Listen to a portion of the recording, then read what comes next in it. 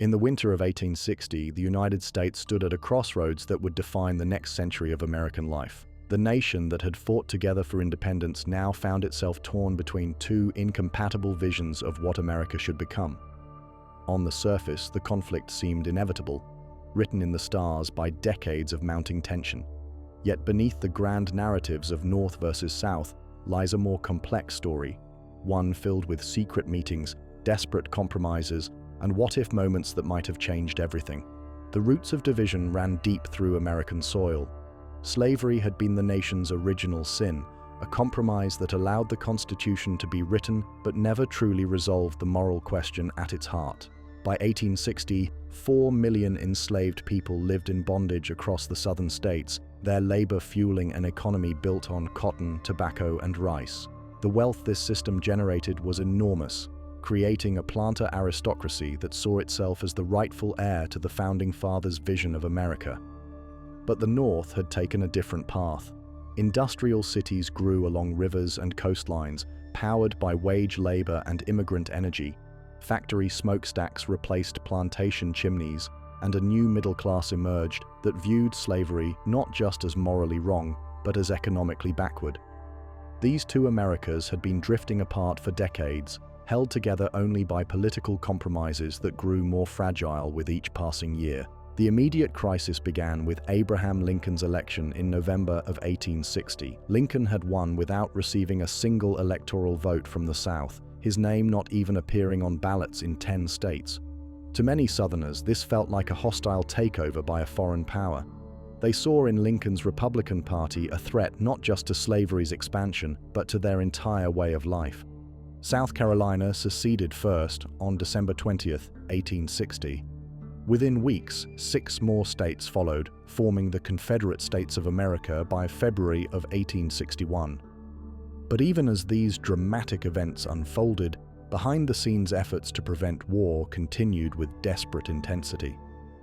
The most significant of these attempts was the Crittenden Compromise, proposed by Kentucky Senator John Crittenden in December of 1860. The plan would have extended the Missouri Compromise line all the way to the Pacific Ocean, allowing slavery in territories south of 36 degrees 30 minutes and prohibiting it to the north. It also included constitutional amendments protecting slavery where it already existed and compensating slave owners whose property escaped to free states. For a brief moment, this compromise seemed to offer hope. Many moderate Republicans and Democrats supported it, seeing war as too terrible a price to pay for ideological purity. But Lincoln, still president-elect, quietly opposed the plan. He feared that allowing slavery's expansion would only delay the inevitable reckoning while betraying the Republican Party's core principles. Secret meetings took place in Washington's boarding houses and parlors throughout that tense winter. Virginia's delegation proposed a peace convention, bringing together representatives from 21 states in February of 1861. For 3 weeks, these men debated and negotiated, seeking some middle ground that could hold the Union together. Former President John Tyler, now in his 70s, chaired the convention with the weight of history on his shoulders. The Virginia Peace Convention ultimately produced proposals similar to the Crittenden Compromise, but by then it was too late. 7 states had already left the Union, and Confederate forces were organizing in Montgomery, Alabama. The window for political solution was rapidly closing. Perhaps the most intriguing mystery of this period involves secret communications between Lincoln and Confederate leaders. Some historians have suggested that back-channel negotiations continued even after Fort Sumter, with both sides exploring whether some form of peaceful separation might be possible. Letters and diplomatic pouches moved between Washington and Richmond through unofficial channels, carried by trusted intermediaries whose identities remain unknown. One such messenger may have been journalist Henry Villard, who had covered Lincoln's presidential campaign and maintained contacts in both capitals. Villard's private papers, discovered decades later, hint at conversations that never made it into official records. Similarly, Confederate Secretary of State Robert Toombs kept a private correspondence that suggests Richmond was more open to negotiation than publicly acknowledged. The tragedy is that war might indeed have been avoidable, at least temporarily. Both sides miscalculated the other's resolve and commitment. Southern leaders believed the North would not fight to preserve the Union, viewing Yankees as too commercially minded to sacrifice blood and treasure for abstract principles. Northern politicians, conversely, thought Southern secession was largely bluster, a negotiating tactic that would collapse once faced with serious economic pressure. These mutual misunderstandings proved catastrophic. When Confederate forces fired on Fort Sumter in Charleston Harbor on April 12, 1861, they expected a brief, glorious conflict that would establish Southern independence without extensive bloodshed. Lincoln's call for 75,000 volunteers to suppress the rebellion seemed to confirm Southern assumptions about Northern weakness. Instead, both sides stumbled into a war that would consume 600,000 lives and reshape American civilization. The very compromises that might have prevented conflict contained the seeds of even greater future strife. Slavery could not remain half eliminated indefinitely. The moral and economic contradictions that drove the nation apart in 1861 would have continued to fester, possibly exploding into an even more devastating conflict a generation later. As we look back across the decades, the American Civil War seems both inevitable and tragically unnecessary. The forces that drove North and South apart were real and profound, rooted in fundamentally different visions of freedom, labor, and human dignity. Yet the specific timing and manner of the conflict might have been different if key personalities had made other choices, if secret negotiations had succeeded, if compromise had been possible one final time. The mystery endures because the stakes were so high and the outcome so uncertain until the very end. In those final months of peace, America balanced on a knife's edge between union and disunion, between gradual reform and violent revolution. The path not taken remains one of history's great what-ifs, a reminder that even the most momentous events often hang on the smallest of human decisions. Yet there were other forces at work during those crucial months, shadows within shadows that historians are still uncovering. The winter of 1860 to 1861 saw a flurry of secret activities that went far beyond official diplomatic channels. Wealthy Northern industrialists quietly reached out to Southern cotton planters, exploring whether economic arrangements might preserve profitable trade relationships even in the event of separation. Railroad magnates on both sides discussed maintaining transportation links that would benefit their business interests regardless of political boundaries. In Charleston, South Carolina, a curious meeting took place in late January of 1861 at the home of prominent merchant Charles Edmonston. Present were representatives from New York banking houses, Southern cotton factors, and several mysterious figures whose identities were carefully concealed in surviving correspondence. The topic of discussion was nothing less than the financial architecture of a divided nation. Could trade continue between independent countries that had once been United States? Could cotton still flow north and manufactured goods flow south even if political ties were severed? These conversations reveal how many Americans, particularly those with significant economic interests, viewed secession less as an apocalyptic rupture and more as a business problem requiring creative solutions. Letters discovered in the 1890s in the papers of New York financier August Belmont suggest that some Northern investors actually welcomed the prospect of Southern independence, believing it might eliminate the moral complications of profiting from slave-produced goods while maintaining profitable trading relationships. Meanwhile, in the drawing rooms of Washington society, a different kind of diplomacy unfolded. Southern belles who had married Northern politicians found themselves uniquely positioned to serve as informal ambassadors between the two sides. Mary Chesnut, wife of South Carolina Senator James Chesnut, maintained extensive correspondence with Northern friends even after her husband resigned from the Senate. Her diaries hint at conversations and messages that never appeared in official records, suggesting that social networks continued to function even as political relationships collapsed. The role of European observers adds another layer of mystery to this period.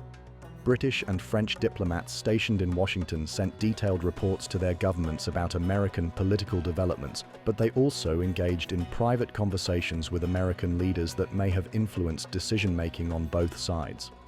Lord Richard Lyons, the British minister to the United States, met privately with both Lincoln and Confederate representatives, ostensibly gathering information but possibly conveying unofficial messages between the two sides.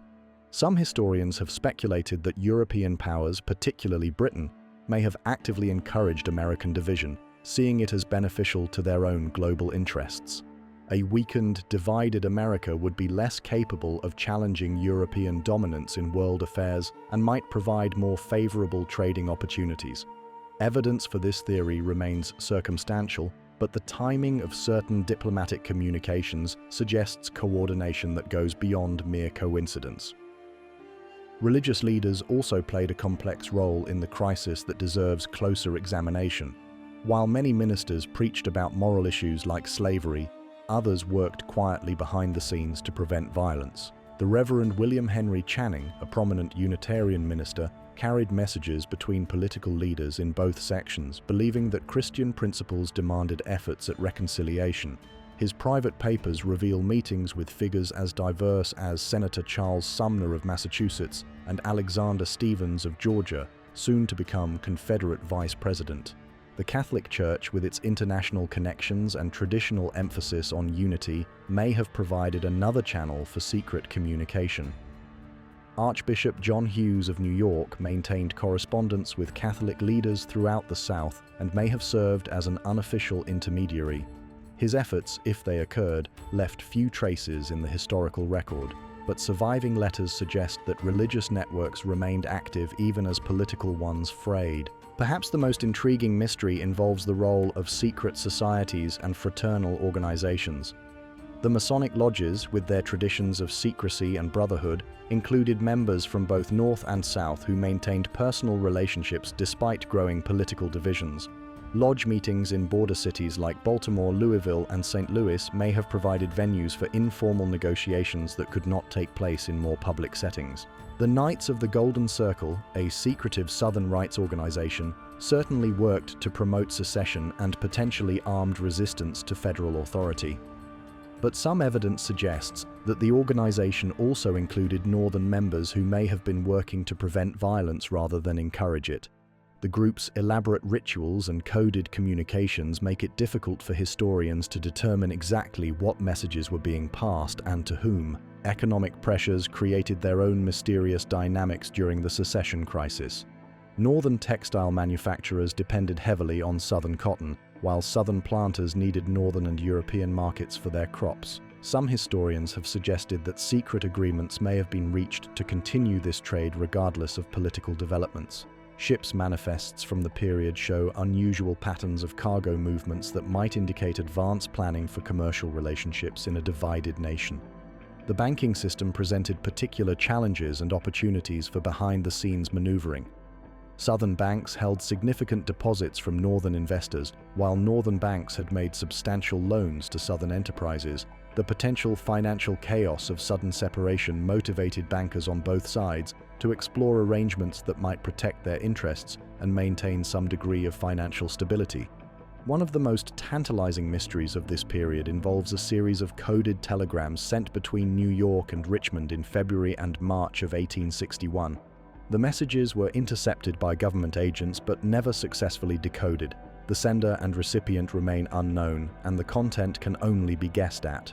Were these messages part of a last-ditch effort to prevent war, or were they planning for its inevitable outbreak? The codebooks were apparently destroyed, taking their secrets with them. As spring arrived in 1861, these various threads of secret diplomacy began to unravel. The attack on Fort Sumter ended any realistic possibility of peaceful separation or gradual resolution.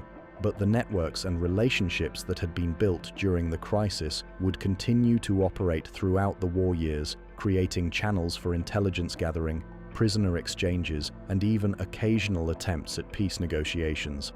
The question of whether war was truly inevitable remains one of the most compelling mysteries of American history. The official narratives focus on the public speeches, newspaper editorials, and legislative debates that led to conflict. But the hidden conversations, secret meetings, and mysterious communications of the secession winter suggest that the path to war was neither straight nor simple. Alternative futures remained possible almost until the moment that Confederate artillery opened fire on the Federal garrison in Charleston Harbor, transforming a political crisis into a military catastrophe that would reshape the American nation forever. As the spring of 1865 brought the dying Confederate States of America to their final moments, a treasure worth millions of dollars vanished into the chaos of a collapsing nation. The mystery of the Confederate gold has captured imaginations for more than a century and a half, spawning countless treasure hunts, wild theories, and persistent legends that refuse to die. Yet beneath the folklore lies a genuine historical puzzle that continues to baffle researchers and amateur sleuths alike. The story begins in Richmond, Virginia, as Union forces closed in on the Confederate capital in early April of 1865. The Confederate government, which had struggled throughout the war to maintain adequate finances, still possessed a substantial treasury. This wealth had been accumulated through various means: taxes collected from the southern states, profits from cotton sales to Europe, seized federal assets, donations from wealthy supporters, and even gold confiscated from private citizens in desperate times. By most accounts, the Confederate treasury in Richmond contained somewhere between $3 and $6 million in gold, silver, and other valuables when the evacuation began. This was an enormous sum for the time, equivalent to perhaps $100 million or more in today's currency. The treasure included not only coins and bullion, but also jewelry donated by Southern women for the cause, silver plate from prominent families, and various other precious items that had been converted into portable wealth. On the night of April 2, 1865, Confederate President Jefferson Davis received word that Richmond could no longer be defended. General Robert E. Lee's Army of Northern Virginia was retreating westward, and Union forces were preparing to occupy the Confederate capital. Davis ordered the immediate evacuation of the government and its treasury, setting in motion a chain of events that would create one of America's most enduring mysteries. The evacuation of the Confederate treasury was a carefully planned operation, at least initially. The gold and silver were loaded onto wagons and railroad cars under heavy guard, with trusted Confederate officials overseeing every step of the process. The treasure train, as it came to be known, left Richmond in the early morning hours of April 3rd, bound for Danville, Virginia, where Davis hoped to establish a temporary capital and continue the Confederate cause. William Parker, a young midshipman from the Confederate Naval Academy, was among those assigned to guard the treasury. His later account provides one of the few reliable eyewitness descriptions of the treasure's contents and the chaos surrounding its movement. According to Parker, the wealth was contained in wooden boxes, leather satchels, and canvas bags, all carefully inventoried and sealed. The total weight was so substantial that it required multiple wagons and dozens of guards to transport safely. The treasure train successfully reached Danville, where Davis and his cabinet attempted to reorganize what remained of the Confederate government. But Union forces were advancing rapidly, and the temporary capital could not be held for long. After just 8 days in Danville, the Confederate leadership was forced to flee again, this time heading deeper into the Carolina countryside, with their portable treasury still intact. As the government caravan moved south through Virginia and into North Carolina, discipline began to break down among both officials and guards.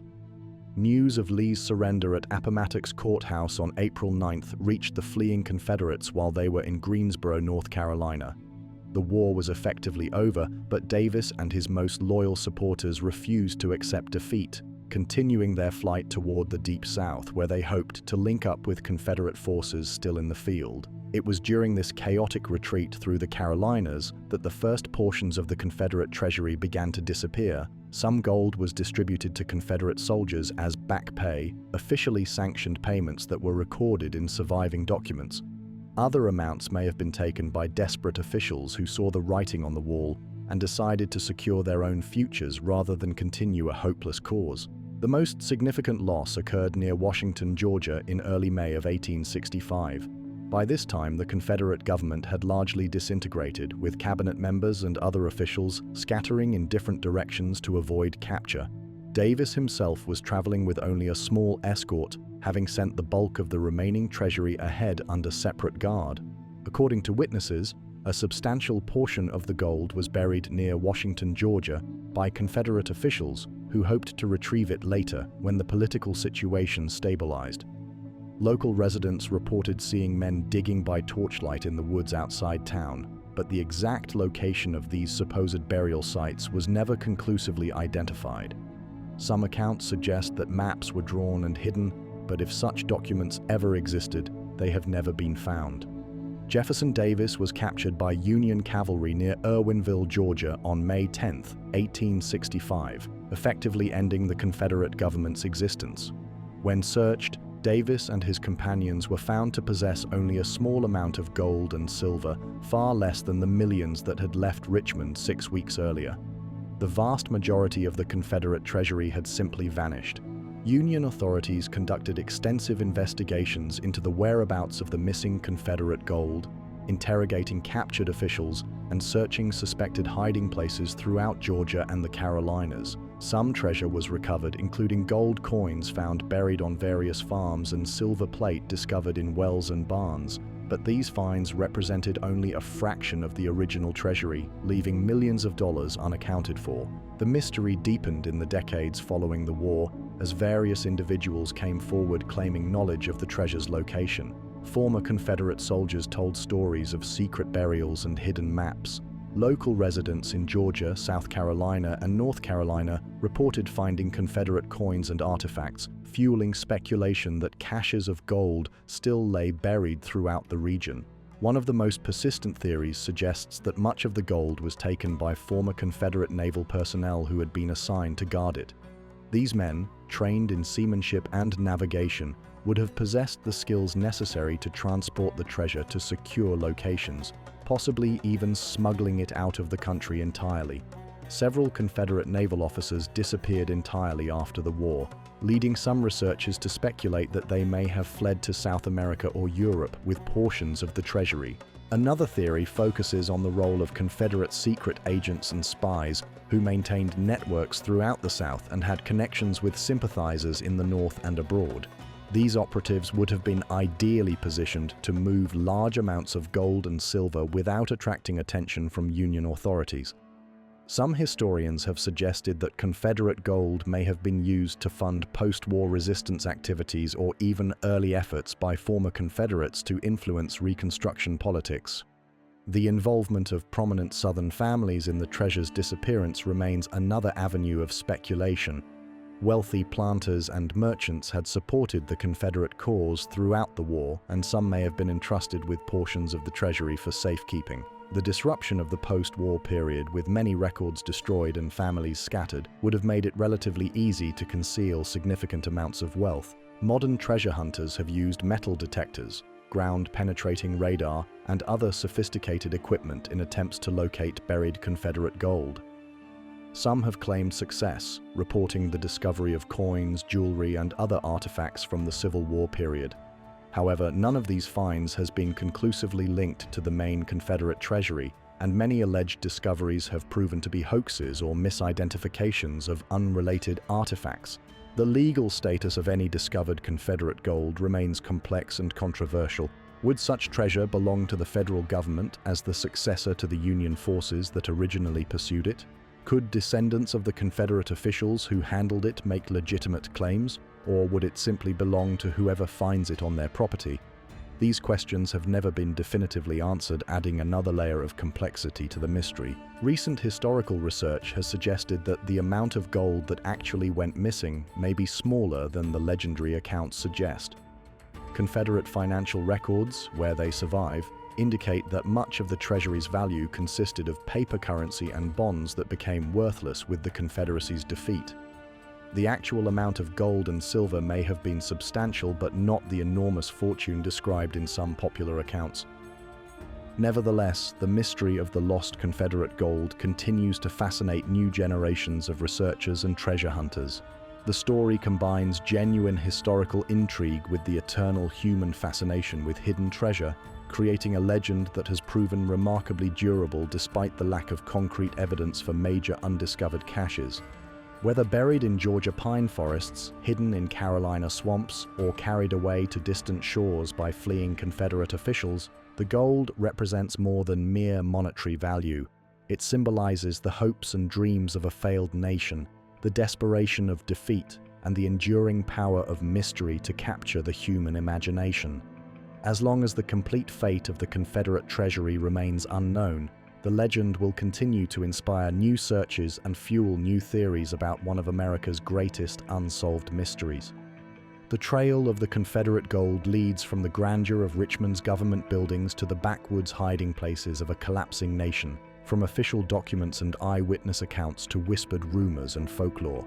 Somewhere along that trail, millions of dollars in treasure disappeared into the shadows of history, leaving behind only questions, theories, and the persistent hope that the mystery might yet be solved. The morning mist clung to the Tennessee River as dawn broke over Pittsburgh Landing on April 6, 1862. What began as another quiet Sunday in the Union camp would soon become the Battle of Shiloh, one of the bloodiest encounters of the entire Civil War. By the time the guns fell silent 2 days later, more than 23,000 men had become casualties. Yet, among the dead, wounded, and captured, there remained hundreds of soldiers whose fate would never be determined. They had simply vanished, as if swallowed by the earth itself.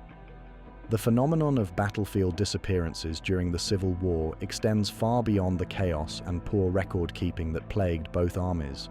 While it is true that many soldiers listed as missing were simply buried in unmarked graves or carried away by flooding rivers, there remain cases so puzzling that they continue to baffle historians and military researchers more than a century and a half later. At Shiloh, the mystery began with the 1st Minnesota Heavy Artillery, a unit that had arrived at Pittsburgh Landing just days before the Confederate surprise attack.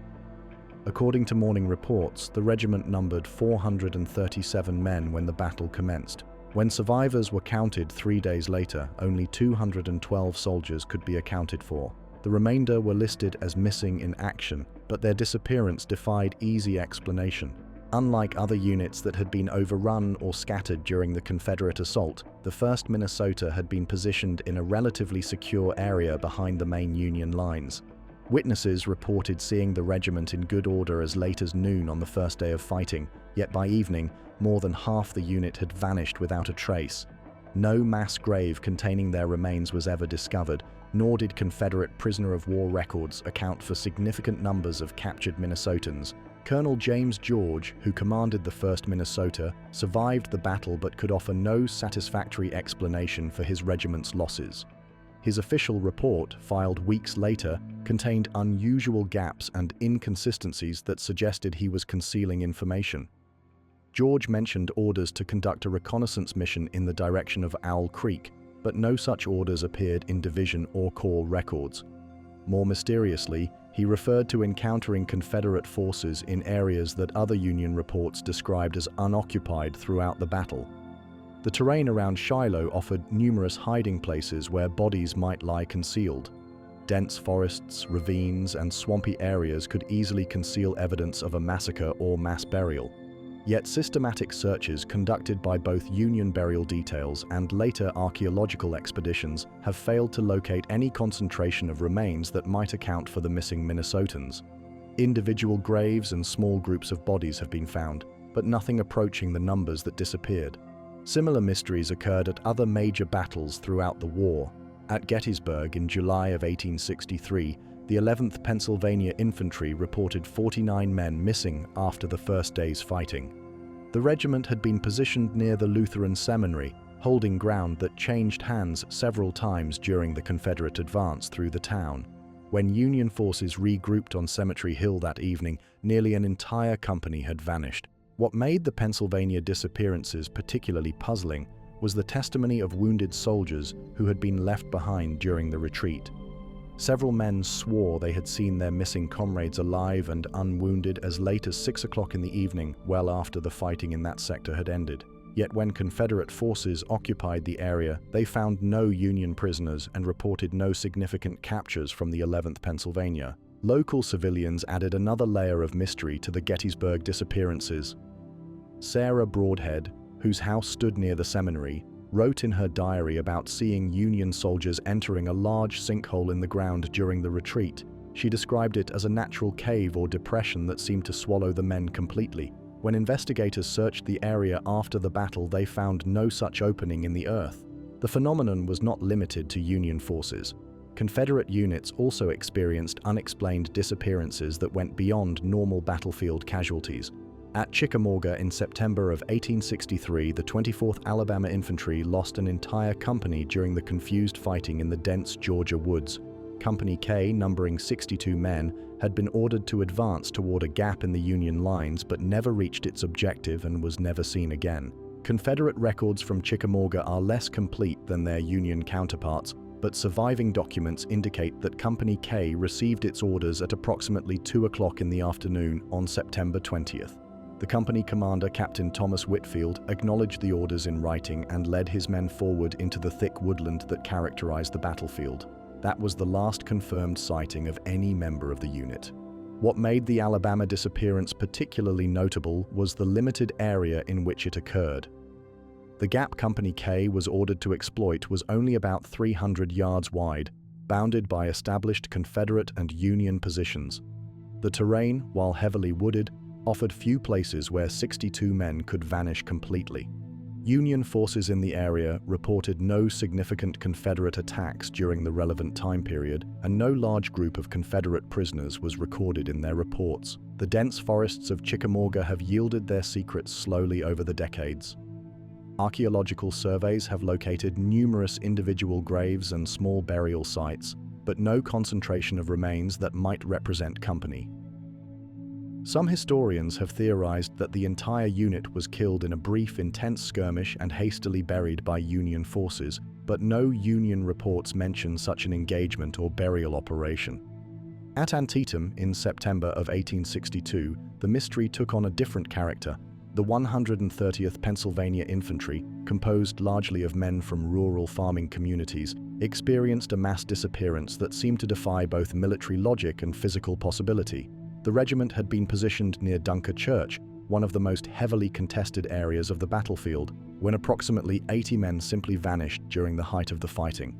Unlike other disappearances, the Pennsylvania case included several witnesses who provided detailed but contradictory accounts. Sergeant Michael O'Brien, who survived the battle, reported seeing his missing comrades march directly into a thick morning fog that had settled in a depression near the church. According to O'Brien, the men entered the fog bank in perfect formation but never emerged from the other side, despite the relatively small size of the depression. Other survivors told different stories. Private James McKenna claimed the missing men had been ordered to charge a Confederate position in a cornfield, but had instead turned and walked away from the battle entirely as if in a trance. Corporal William Hayes insisted that the men had been there one moment and simply gone the next, with no movement or departure that he could observe. The contradictory nature of these accounts has led some researchers to question the reliability of battlefield testimony in general. The stress of combat, combined with the smoke, noise, and chaos of 19th century warfare, could certainly produce false memories and confused perceptions. Yet the consistency of reports about mass disappearances across multiple battles and different units suggests that something more than simple confusion was involved.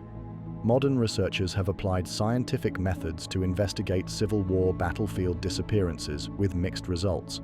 Ground-penetrating radar has located some previously unknown burial sites, and careful analysis of terrain and unit movements has explained some of the smaller mysteries. However, the larger disappearances remain as puzzling as ever. One theory that has gained credibility in recent years focuses on the psychological effects of combat stress. Researchers have documented cases from more recent conflicts where soldiers suffering from what we now recognize as post-traumatic stress disorder have wandered away from their units in a dissociative state.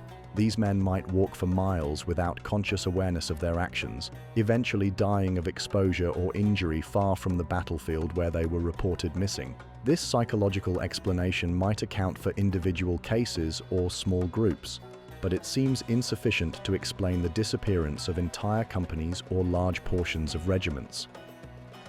The scale of some Civil War disappearances suggests either mass psychological episodes, which would be unprecedented in military history, or some other factor that has yet to be identified. Environmental factors may also have played a role in some disappearances. The Civil War was fought during a period of unusual weather patterns, including severe storms, flooding, and atmospheric disturbances that could have affected both visibility and unit movements. Flash floods, in particular, might have swept away bodies and equipment, carrying them far from the original battlefield and making recovery impossible with 19th century technology. The limestone geology common in many Civil War battlefields created another potential explanation for some disappearances. Underground cave systems and sinkholes could have opened suddenly under the stress of artillery bombardment, swallowing soldiers and equipment before closing again or becoming obscured by debris. Such geological events, while rare, have been documented in other contexts and might explain the most puzzling cases. Despite these rational explanations, the mystery of Civil War battlefield disappearances continues to capture the imagination of researchers and the general public. The image of soldiers vanishing into morning fog or disappearing into the earth itself has become part of Civil War folklore, inspiring countless theories and investigations. Perhaps the enduring fascination with these disappearances reflects something deeper about the nature of war itself. In the chaos and horror of battle, the line between the possible and impossible becomes blurred. Men who had been farmers, clerks, and students just months before found themselves in situations that challenged their understanding of reality itself. In such circumstances, the mysterious and unexplained seem not just possible but almost inevitable. The missing soldiers of Shiloh, Gettysburg, Chickamauga, and Antietam remain absent from the final roll calls of American history. Their disappearances serve as reminders that even our most thoroughly documented conflicts contain gaps and mysteries that may never be resolved. Somewhere beneath the peaceful fields where tourists now walk, or in archives yet to be discovered, the answers may still lie waiting. Until then, these vanished men occupy a unique place in Civil War history, present in their absence, remembered for being forgotten, and forever marching into the unknown shadows of America's bloodiest conflict. In the shadowy world of Civil War intelligence, words held power beyond their ordinary meaning. Beneath the surface of routine military correspondence lay a complex network of codes, ciphers, and secret communications that shaped the course of battles and perhaps the war itself. While generals commanded armies and politicians debated policy, cryptographers on both sides waged their own silent war, encoding vital secrets and struggling to unlock enemy mysteries that might determine victory or defeat. The art of secret writing was not new to warfare, but the Civil War marked the first American conflict where coded communications played a truly significant role. The invention of the telegraph had revolutionized military communications, allowing commanders to coordinate operations across vast distances almost instantaneously. Yet this same technology created new vulnerabilities, as enemy forces could easily intercept messages transmitted over wire networks that often passed through contested territory. The Union Army's approach to cryptography was surprisingly sophisticated for its time. Under the direction of Anson Steger, the Western Union Telegraph Company's general superintendent, who was appointed to oversee military telegraphy, the Federal forces developed multiple cipher systems of varying complexity. The most basic involved simple substitution codes where individual letters were replaced by other letters or symbols according to predetermined patterns. More advanced Union ciphers employed polyalphabetic systems that used multiple substitution alphabets within a single message. These codes were far more difficult to break than simple substitutions, requiring enemy cryptographers to identify not only the substitution patterns, but also the rules governing when to switch between different alphabets. The Union's most secure communications used what they called the root cipher, a complex transposition system where words were written in a grid pattern and then transmitted in a different order entirely. Confederate cryptography, while perhaps less systematic than its Union counterpart, produced some remarkably ingenious solutions to the challenge of secure communication. Southern cipher clerks developed what became known as the Vigenère cipher, named after a 16th century French cryptographer but refined and adapted for Civil War conditions.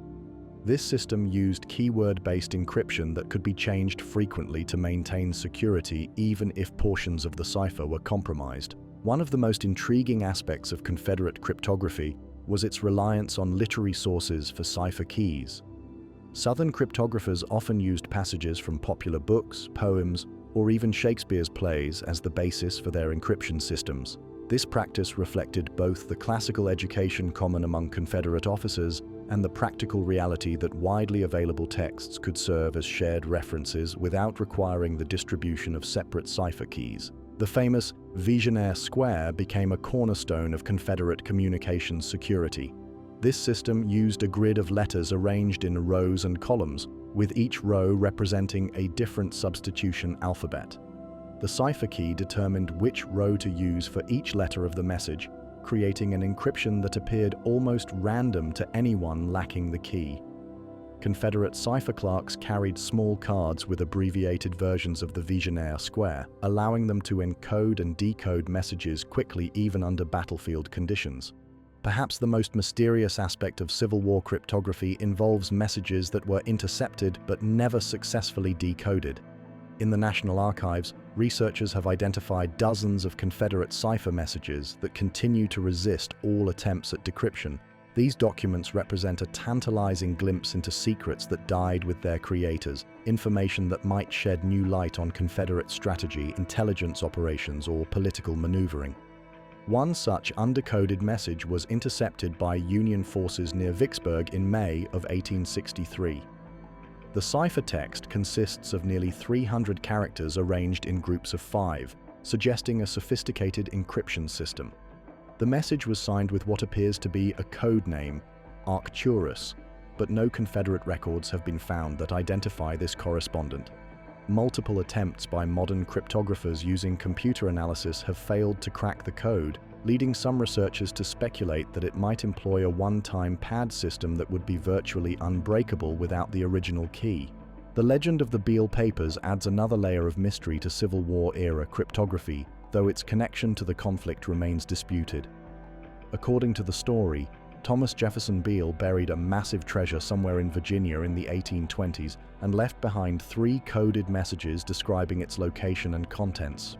Only one of these ciphers has ever been broken, revealing an inventory of gold, silver, and jewels worth millions of dollars. Some researchers have suggested that the Beale Papers might actually be connected to Confederate gold operations during the Civil War. The timing of their supposed discovery in the 1880s coincides with renewed interest in Confederate treasure stories, and the sophisticated nature of the unbroken ciphers resembles encryption methods used by Confederate agents. However, most serious historians regard the Beale Papers as an elaborate hoax designed to promote treasure hunting and land speculation in Virginia. More credible is the evidence for extensive Confederate use of book ciphers, where specific words or letters in published texts served as the basis for coded messages. Confederate agent Rose O'Neal Greenhow, who operated a spy ring in Washington during the early years of the war, reportedly used passages from the Bible and popular novels to encode intelligence reports sent to Richmond. Her methods were sophisticated enough that several of her messages were intercepted but never decoded by Union counterintelligence. The Confederate Secret Service, under the direction of spy master Thomas Nelson Conrad, developed some of the war's most advanced cryptographic techniques. Conrad's agents used invisible inks made from everyday substances like lemon juice and heat-activated chemicals, hollow coins, and buttons to conceal coded messages, and even musical compositions where specific notes corresponded to letters of the alphabet. These methods allowed Confederate spies to communicate across enemy lines with relatively little risk of detection. Union counterintelligence efforts focused heavily on breaking Confederate codes, with mixed success.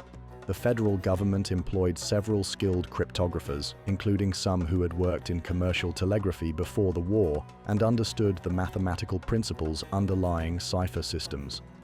Their greatest success came in breaking simpler Confederate codes, particularly those used for routine military communications that followed predictable patterns. However, the more sophisticated Confederate ciphers proved remarkably resistant to Union code-breaking efforts. Part of this resilience stemmed from the Confederacy's practice of changing cipher keys frequently and using different systems for different types of communications. Military orders might use one cipher, while intelligence reports employed another entirely. making it difficult for Union cryptographers to build up the large sample sizes needed for successful code breaking. The role of women in Civil War cryptography deserves particular attention, as both sides employed female cipher clerks and agents who proved remarkably skilled at this demanding work. Confederate cipher clerk Sally Campbell managed encoded communications for General Joseph E. Johnston's army, and later wrote detailed memoirs describing her methods and experiences. Her account provides rare insight into the daily operations of Civil War cryptography, including the constant pressure to encode messages quickly and accurately under difficult conditions. Union cipher operations also relied heavily on female telegraph operators and clerks who handled sensitive coded communications. These women, many of whom had learned telegraphy through civilian employment, brought valuable skills to military cryptography. Their work often went unrecognized in official records, but surviving letters and diaries reveal the crucial role they played in maintaining secure communications across the federal war effort. The technology of Civil War cryptography was necessarily limited by the available tools and methods of the 1860s. Cipher clerks worked with pencil and paper, using mechanical aids like cipher wheels and lookup tables to speed their work. Despite these limitations, both sides achieved remarkable sophistication in their encryption methods, developing systems that remained secure against enemy code-breaking efforts throughout the war. Modern computer analysis has revealed the impressive mathematical complexity underlying some Civil War cipher systems. Confederate cryptographers, in particular, seem to have intuitively understood principles of information theory that would not be formally developed until the 20th century. Their use of keyword-based ciphers with frequently changing keys anticipated techniques that became standard in modern cryptography. The legacy of Civil War cryptography extends far beyond the conflict itself. Many of the methods and principles developed during the war influenced later American intelligence operations, and several Civil War cryptographers went on to work for the federal government in various intelligence capacities. The systematic approach to code and cipher development that emerged during the conflict laid important groundwork for the more sophisticated intelligence operations of later wars. Yet significant mysteries remain embedded in the coded communications of the Civil War era. Archives on both sides of the conflict contain cipher messages that have never been successfully decoded, representing lost secrets that might illuminate everything from military strategy to personal relationships among Civil War figures. These undecoded messages serve as reminders that even in our age of advanced computing and mathematical cryptography, some secrets from the past continue to resist all efforts at revelation. The world of Civil War codes and ciphers represents a hidden dimension of the conflict, where intelligence and counterintelligence operations shaped events in ways that participants could barely acknowledge at the time. In this shadow war of codes and secrets, victory often went to those who could best protect their own communications while penetrating the cryptographic defenses of their enemies. The messages they left behind, some decoded and others still mysterious, continue to whisper their secrets across the decades, reminding us that in war, information itself becomes a weapon as powerful as any cannon or cavalry charge. The rain that began falling on the evening of April 6, 1862, brought little relief to the thousands of wounded men scattered across the blood-soaked fields near Pittsburgh Landing, Tennessee. The Battle of Shiloh had raged for 2 brutal days, leaving over 23,000 casualties in its wake. As darkness settled over the battlefield, something extraordinary began to happen that would puzzle observers for more than a century to come. Soldiers lying wounded in the cold mud noticed that some of their injuries had begun to emit a strange, ethereal light. The glow was faint but unmistakable, a blue-green luminescence that seemed to emanate from open wounds and cuts. Those who witnessed this phenomenon described it as both beautiful and eerie, like nothing they had ever seen before. Some called it the angel's glow, believing it to be a divine sign of protection or healing. What made the sighting even more remarkable was that soldiers whose wounds glowed seemed to recover faster and experience fewer infections than their fellow casualties. Men who should have died from their injuries instead found themselves healing with unusual speed. The mysterious light appeared to possess healing properties that defied all medical understanding of the time. The phenomenon was not limited to Shiloh, though that battlefield provided the most numerous and well-documented accounts. Similar reports emerged from other Civil War battlefields where conditions of cold, rain, and muddy terrain created the right environment for the mysterious glow to appear. Wounded soldiers at Antietam, Stones River, and other major engagements occasionally reported the same strange luminescence emanating from their injuries. Civil War surgeons and medical personnel were baffled by what they observed. Dr. Jonathan Letterman, the Union Army's medical director, collected numerous reports of the glowing wounds, but could offer no scientific explanation for the phenomenon. The limited medical knowledge of the 1860s provided no framework for understanding how living tissue could produce its own light, much less how such a process might aid in healing. Military doctors initially dismissed most reports as hallucinations brought on by pain, blood loss, or shock. The stress of combat and the primitive nature of battlefield medicine meant that wounded soldiers often experienced confusion and disorientation. However, the consistency of the accounts and the fact that multiple witnesses often observed the same glowing wounds forced medical professionals to take the reports more seriously. Some physicians theorized that the glow might be related to phosphorus compounds in the soil or water, suggesting that chemicals from gunpowder residue or other battlefield contaminants might be causing the luminescence. Others proposed that the cold, wet conditions somehow activated natural processes in human tissue that normally remained dormant. None of these early theories proved satisfactory, and the mystery of the angel's glow remained unsolved as the war ended and survivors returned to their homes. In the decades following the Civil War, the accounts of glowing wounds gradually faded into folklore and local legend. Veterans would occasionally mention the phenomenon in their memoirs or at reunion gatherings, but the scientific community largely ignored these stories as superstition or misremembered trauma. The angel's glow became one of many mysterious tales associated with Civil War battlefields, filed away alongside ghost stories and supernatural encounters. The first serious scientific investigation of the angel's glow phenomenon did not occur until the late 20th century, when advances in microbiology and biochemistry finally provided tools capable of explaining what Civil War soldiers had witnessed. In 2001, high school students Bill Martin and John Curtis, working on a science fair project, proposed a revolutionary theory about the mysterious battlefield luminescence. Martin and Curtis theorized that the glow might have been caused by bioluminescent bacteria, specifically a strain called photohabdus luminescens. This bacterium is known to produce a distinctive blue-green light through a chemical process called bioluminescence, the same mechanism that allows fireflies to glow in summer evenings.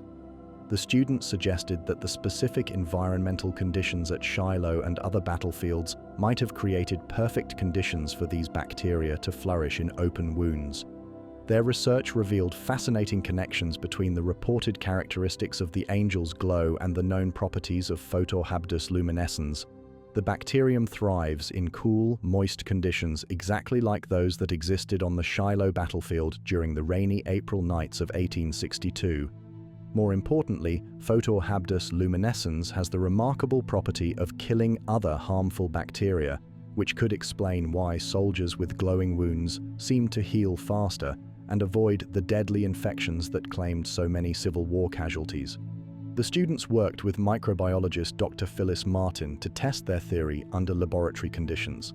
They found that when photohabdus luminescens was introduced to samples of other bacteria commonly found in infected wounds, the luminescent microbes quickly overwhelmed and destroyed the harmful organisms.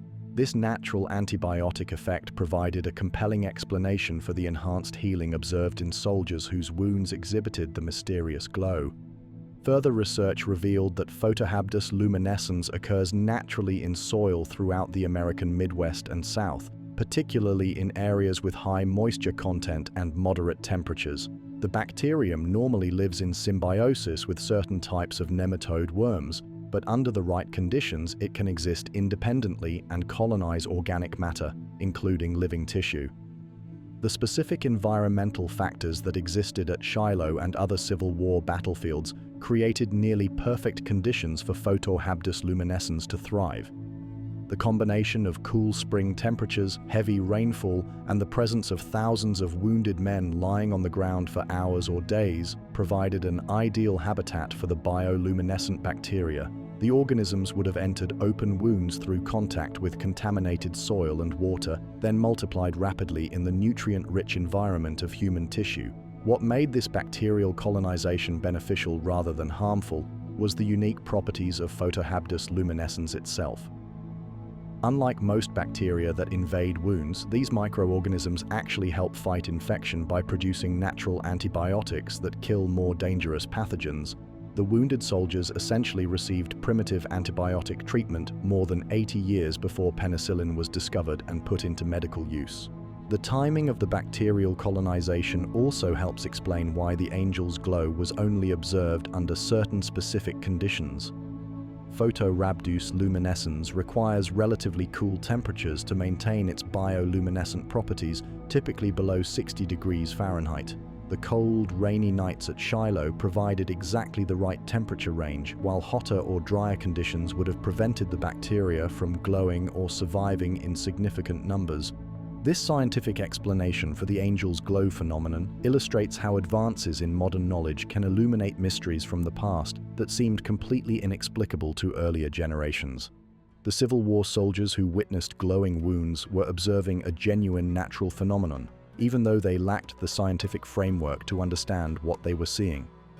The story of the angel's glow also highlights the remarkable diversity of life forms that exist in the natural world, many of which remain unknown or poorly understood even today.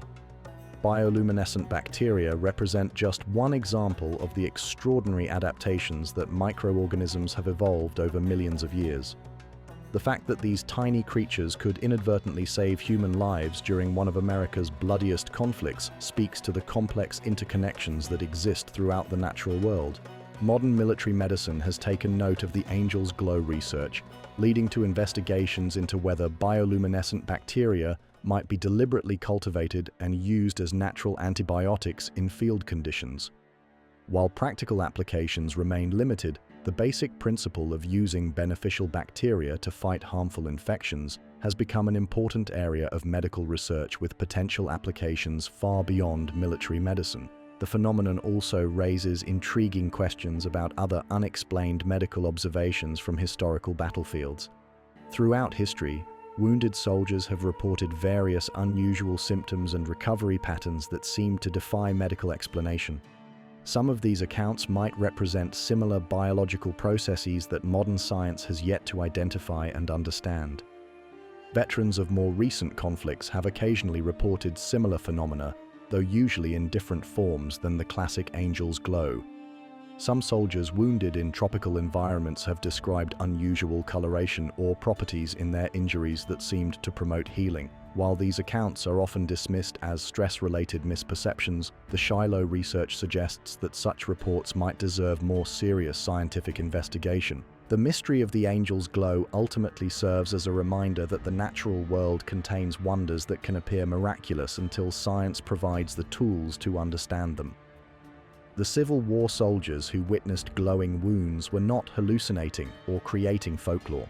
They were observing a genuine biological phenomenon that happened to occur under the specific environmental conditions created by that terrible conflict. Today, visitors to Shiloh National Military Park walk across fields where the angel's glow once provided hope and healing to wounded soldiers. The bioluminescent bacteria still exist in the soil, waiting for the right combination of conditions to once again transform open wounds into sources of mysterious light. In the quiet beauty of the preserved battlefield, science and history converge to explain one of the Civil War's most enduring mysteries, proving that even in the midst of humanity's darkest moments, nature can provide unexpected gifts of wonder and healing. Abraham Lincoln had always been a vivid dreamer, but in the final months of his presidency, his sleep became haunted by visions that would prove unnervingly prophetic. The 16th President of the United States, a man known for his logical mind and careful reasoning, found himself experiencing dreams so detailed and disturbing that he felt compelled to share them with his wife, close friends, and even members of his cabinet. These nocturnal visions, documented in letters, diaries, and first-hand accounts, have become one of the most intriguing mysteries surrounding Lincoln's assassination. The most famous of Lincoln's prophetic dreams occurred just days before his death on April 14, 1865. On the morning of April 11th, the president described to his wife Mary and several visitors a dream that had shaken him deeply. In this vision, Lincoln found himself walking through the White House in the middle of the night, drawn by the sound of weeping that echoed through the normally bustling corridors. Following the mournful sounds, Lincoln made his way to the East Room, where he discovered a shocking scene. A catafalque stood in the center of the room, draped in funeral vestments and surrounded by an honor guard of soldiers. Mourners filled the space, their faces etched with grief as they filed past the casket to pay their final respects. The atmosphere was heavy with sorrow and the formal ritual of state mourning. In his dream, Lincoln approached one of the guards and asked who had died. The soldier looked at him with solemn eyes and replied, "The president, he was killed by an assassin."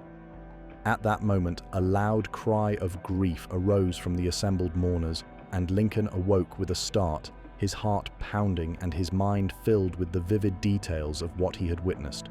Mary Todd Lincoln, who had grown increasingly anxious about her husband's safety as the war drew to a close, was deeply disturbed by this dream. She had already been pressing Abraham to increase his security precautions and avoid public appearances where he might be vulnerable to attack. The president's own description of his prophetic vision only heightened her fears and made her more determined to keep him away from potentially dangerous situations. Lincoln himself seemed troubled by the dream but characteristically tried to rationalize its meaning. He told Mary and others that perhaps the dream referred to someone else's death, possibly another president or political figure rather than his own. Yet the specificity of the vision, with its detailed depiction of presidential funeral arrangements and the explicit statement that the president had been killed, made such alternative interpretations seem forced and unconvincing. Ward Hill Layman, Lincoln's longtime friend and bodyguard, recorded another significant dream that the president shared with him several weeks before the assassination. In this earlier vision, Lincoln found himself aboard a ship sailing rapidly across dark waters toward a distant shore shrouded in mist. The vessel moved with supernatural speed, and Lincoln felt a sense of both urgency and inevitability about the journey's destination.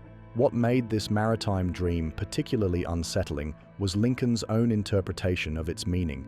He told Layman that he believed the dream represented his approaching death, with the mysterious shore symbolizing the afterlife. Lincoln had experienced similar sailing dreams before other significant events in his life, including the deaths of his son Willie in 1862 and his close friend Edward Baker in 1861. Each time the dream had preceded a major loss or tragedy. The president's interest in dreams and their potential meanings reflected broader 19th century fascination with spiritualism and supernatural phenomena.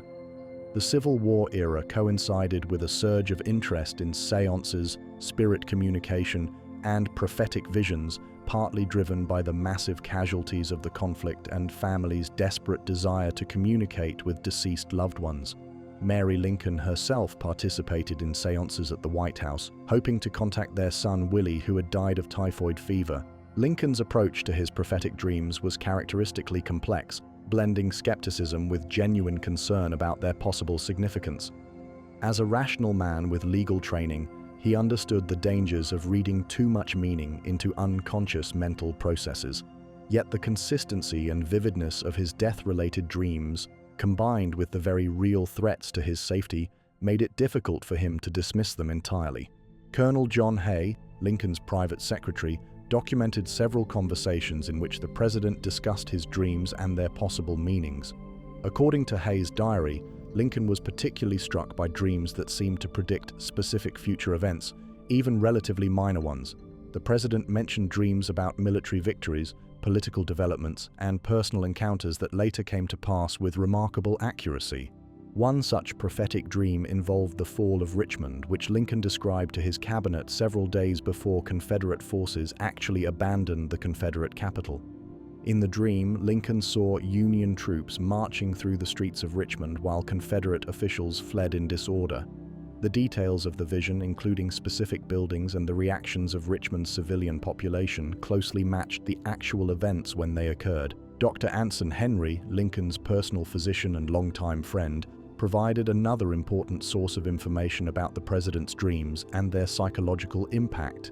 Henry observed that Lincoln's sleeping patterns had become increasingly disturbed during the final months of his presidency, with frequent awakening and restless nights that seemed to intensify his dream experiences.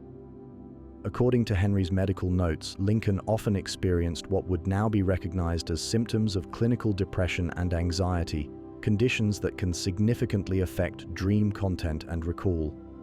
The enormous pressures of leading the nation through its bloodiest conflict, combined with personal grief over Willie's death and concerns about Mary's mental health, created psychological conditions that might have made Lincoln more susceptible to vivid and disturbing dreams. The question of whether Lincoln's dreams were genuinely prophetic or simply reflections of his subconscious fears and anxieties remains one of the most debated aspects of his assassination. Skeptics argue that a president leading a nation at war would naturally worry about assassination attempts, and that his dreams merely reflected realistic concerns about his personal safety. The fact that several plots against Lincoln's life had already been discovered and thwarted would have made such fears entirely rational. However, defenders of the prophetic interpretation point to the specific details in Lincoln's dreams that seem to go beyond general anxiety about assassination. The vision of his body lying in state in the East Room included accurate details about presidential funeral protocols that Lincoln might not have consciously known. The timing of the dreams, occurring just days before the actual assassination, also seems too coincidental to dismiss entirely. Modern psychological research on precognitive dreams has found that while genuine prophecy remains scientifically unproven, the human subconscious mind is remarkably skilled at processing subtle environmental cues and predicting likely future outcomes. Lincoln's extensive political experience and keen understanding of human nature might have allowed his subconscious to recognize signs of approaching danger that his conscious mind had not fully processed. The president's decision to attend Ford's Theater on the night of April 14th, despite his wife's objections and his own apparent premonitions, raises additional questions about the relationship between his dreams and his actions. Some historians have suggested that Lincoln may have felt a sense of fatalistic acceptance about his destiny, believing that if his dreams were truly prophetic, attempting to avoid them would be futile. Others argue that Lincoln's attendance at the theater reflected his commitment to maintaining normal presidential activities despite security concerns. The president had already cancelled several public appearances due to safety worries, and he may have felt that further withdrawals from public life would send the wrong message about presidential courage and accessibility. The immediate aftermath of Lincoln's assassination seemed to confirm the prophetic nature of his final dream in almost every detail. His body did indeed lie in state in the East Room of the White House, surrounded by military guards and visited by thousands of mourners exactly as he had envisioned. The national outpouring of grief matched the emotional intensity of his dream, creating an eerie correspondence between vision and reality. Mary Lincoln was so shaken by the apparent fulfillment of her husband's prophetic dream that she became convinced of his supernatural abilities to foresee the future. In letters written after his death, she referred to Abraham as having possessed a gift of prophecy that had allowed him to prepare spiritually for his assassination. Her belief in his prophetic powers became part of the mythology surrounding Lincoln's death and contributed to his elevation to near sainthood in American popular culture. The question of whether Lincoln's dreams represented genuine supernatural insight or remarkable psychological intuition may never be definitively answered. What remains clear is that these nocturnal visions played a significant role in the president's final weeks, influencing his mood, his conversations with family and friends, and possibly his decisions about personal security. In the broader context of Civil War-era spiritualism and the period's fascination with supernatural phenomena, Lincoln's prophetic dreams reflect the complex relationship between rational leadership and mystical experience that characterized much 19th century thinking. A president who guided the nation through its greatest crisis using logic, law, and political skill also found himself confronting mysteries of consciousness and premonition that defied easy explanation. Today, Lincoln's prophetic dreams remain a compelling aspect of his legacy, raising timeless questions about the nature of consciousness, the possibility of supernatural knowledge, and the ways in which extraordinary individuals might perceive approaching destiny. Whether interpreted as psychological insight or mystical revelation, These dreams serve as a haunting reminder that even the most rational and grounded leaders sometimes encounter experiences that transcend ordinary understanding. On the morning of April 26, 1865, 12 days after Abraham Lincoln's assassination, Union cavalry surrounded a tobacco barn on the Garrett Farm near Port Royal, Virginia. Inside, according to official accounts, the manhunt for John Wilkes Booth was about to reach its violent conclusion. Yet what happened in those pre-dawn hours remains shrouded in controversy, spawning theories that persist to this day about whether America's most notorious assassin actually died in that burning barn or somehow escaped to live under an assumed identity. The accepted version of events states that Booth, accompanied by fellow conspirator David Herold, had been hiding in the Garrett barn when Union soldiers arrived. After Herold surrendered, Sergeant Boston Corbett shot Booth through gaps in the barn's wooden walls, mortally wounding the assassin. The barn was then set ablaze, and Booth died shortly afterward, his body recovered from the flames and positively identified by multiple witnesses. However, discrepancies in witness accounts and official records have fueled decades of speculation about what truly occurred that morning. The contradictions begin with the most basic facts: who set the barn on fire, when exactly Booth was shot, and whether the body recovered from the scene was actually that of the famous actor who had killed the president. Sergeant Boston Corbett's own account of the shooting changed significantly over the years. Initially, he claimed to have fired in self-defense when Booth raised his carbine toward the barn door. Later versions suggested that Corbett acted on divine inspiration, believing God had commanded him to shoot the assassin. The changing nature of Corbett's story, combined with his subsequent history of mental instability, has led some researchers to question the reliability of his testimony about the events in the barn.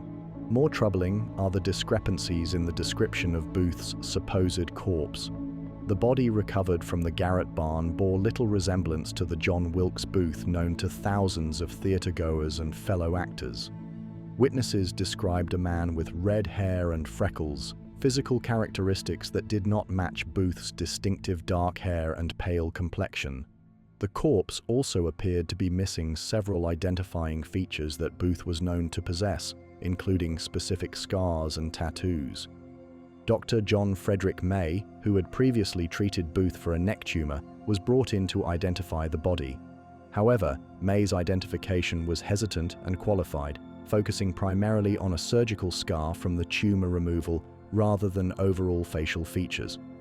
When pressed for certainty, May admitted that the body's condition made positive identification extremely difficult, if not impossible. The handling of Booth's supposed remains adds another layer of mystery to the official account. Rather than allowing a public viewing or detailed examination, military authorities quickly removed the body to Washington and conducted the autopsy in secret aboard the ironclad USS Montauk. Only a handful of people were permitted to view the corpse, and their identifications were often contradictory or uncertain.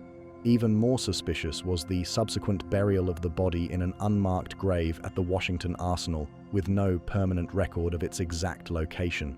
This secretive disposal seemed designed to prevent any future examination that might confirm or refute the identification. When Booth's family was finally allowed to claim the remains in 1869, they received only a collection of bones and fragments that could not be definitively verified as belonging to their relative. These irregularities in the official account created fertile ground for alternative theories about Booth's fate. The most persistent of these suggests that the assassin escaped from the Garrett barn, possibly with the assistance of Confederate sympathizers or Secret Service operatives, while another man died in his place. This theory proposes that Union authorities, desperate to end the embarrassing manhunt, accepted the convenient fiction that Booth had been killed rather than admit that the assassin had escaped. Supporting this escape theory are numerous reported sightings of John Wilkes Booth in the years and decades following his supposed death. These accounts came from across the United States and even from foreign countries, describing encounters with a man who closely resembled the assassin and sometimes claimed to be Booth himself. While most of these reports can be dismissed as cases of mistaken identity or deliberate hoaxes, a few contain details that are difficult to explain away. One of the most compelling post-death Booth sightings occurred in 1877 in Granbury, Texas. A local bartender named John Street. Helen confessed on his deathbed that he was actually John Wilkes Booth, providing intimate details about the assassination plot and subsequent escape that were not widely known at the time. St. Helen's physical appearance matched contemporary descriptions of Booth, and his knowledge of theater and acting was consistent with the assassin's background. Finis Bates, a Texas lawyer who had known St. Helen, became convinced of the man's true identity and spent years investigating his claims. When another man named David George committed suicide in Oklahoma in 1903, Bates identified him as the same person who had been John St. Helen, reigniting speculation about Booth's survival. George's body was mummified and displayed for years as a carnival attraction, with Bates claiming it was the preserved corpse of Lincoln's assassin. Modern forensic analysis has attempted to resolve the question of whether Booth actually died at the Garrett farm. In 1995, researchers gained permission to examine remains from the Booth family plot in Baltimore, hoping to extract DNA that could be compared with samples from the 1903 David George corpse. However, the project was plagued by technical difficulties and contamination issues that prevented definitive conclusions. The DNA analysis did reveal some intriguing results, though not the clear answers researchers had hoped for. Genetic material from the Booth family graves showed characteristics that were inconsistent with some of the supposed Booth imposters, but the degraded condition of the samples made it impossible to rule out all possibilities. The scientific evidence, while suggestive, ultimately proved as ambiguous as the historical record. Another avenue of investigation has focused on examining the motives and capabilities that might have enabled Booth's escape. As a successful actor with extensive connections throughout the theatrical community, Booth possessed skills and resources that could have facilitated a disappearance. His profession required him to master disguise and assume different identities, abilities that would have been invaluable for someone seeking to vanish into obscurity. The broader conspiracy surrounding Lincoln's assassination also suggests that Booth may have had more assistance than is commonly acknowledged.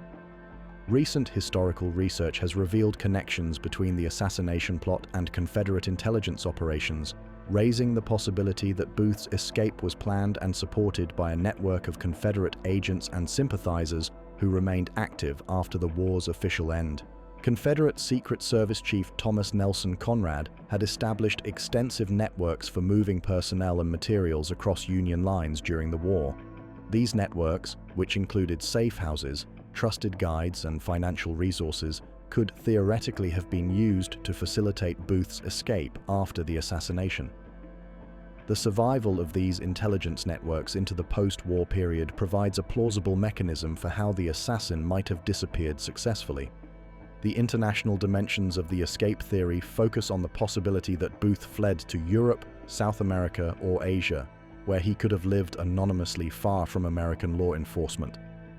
Confederate officials and sympathizers did establish exile communities in various foreign countries after the war, and Booth could theoretically have joined one of these expatriate groups under an assumed identity.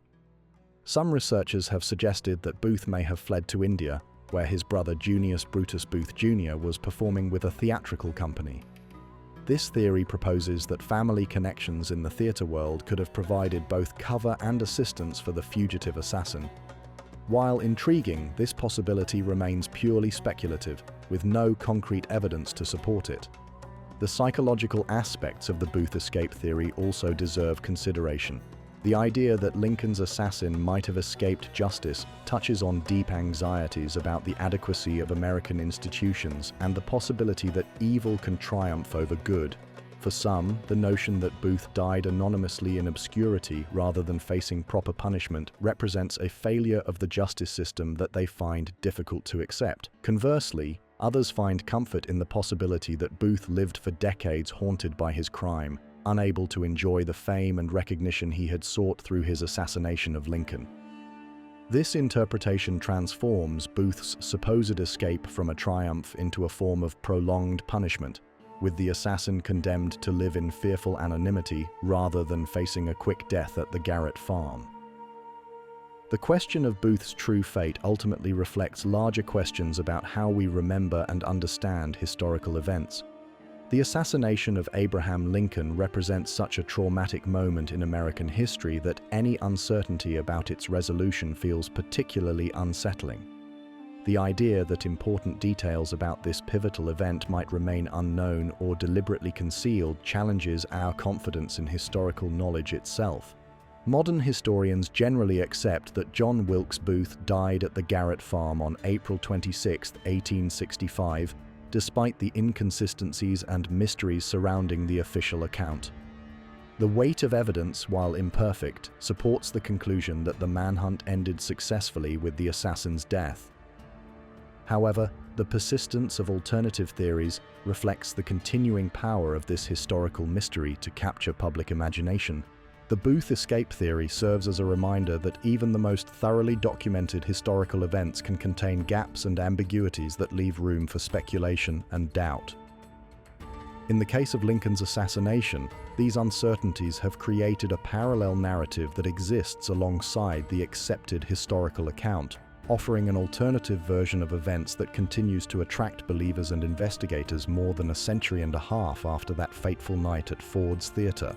The mist rises early over the fields of Gettysburg, Pennsylvania, where 3 days in July of 1863 forever changed the course of American history.